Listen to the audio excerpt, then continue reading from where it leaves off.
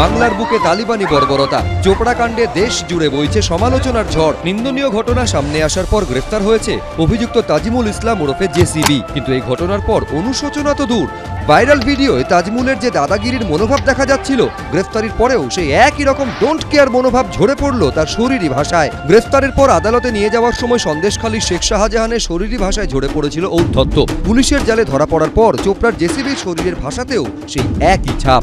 অকুতোভয় Sheikh Shahjahan, don't care মনোভাব তাজমুলের।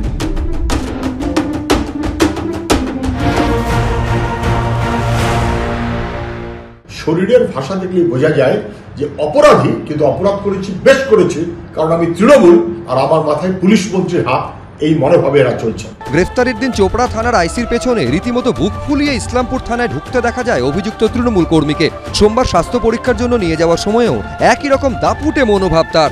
কোমরে হাত দিয়ে দাঁড়িয়ে থাকতেও দেখা যায়। सार्वजनिक स्थल पे एक महिला को पकड़ो और कोड़े मारो, बेत मारो।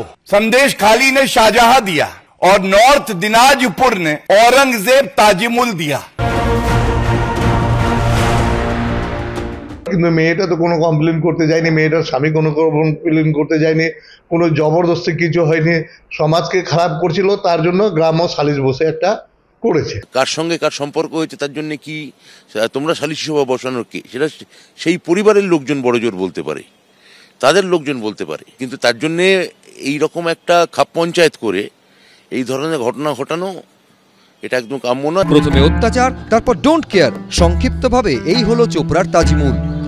সুদীপ চক্রবর্তী, আবির দত্ত, বিজেন্দ্র সিংহ, এবিপি আনন্দ।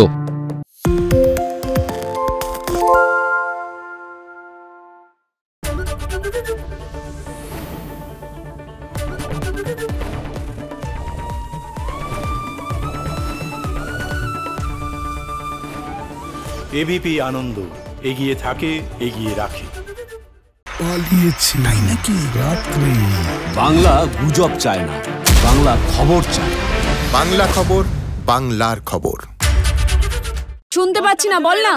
আরে 10 টাকাটা ব্যাপার নয়, আজকে 40 টাকা দিচ্ছি, কারণ 40 টাকা। বাংলা গলাবাজি চায় না, বাংলা খবর চায়। বাংলা খবর, বাংলার খবর।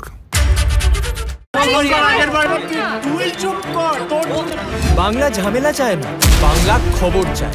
বাংলা খবর, বাংলার খবর।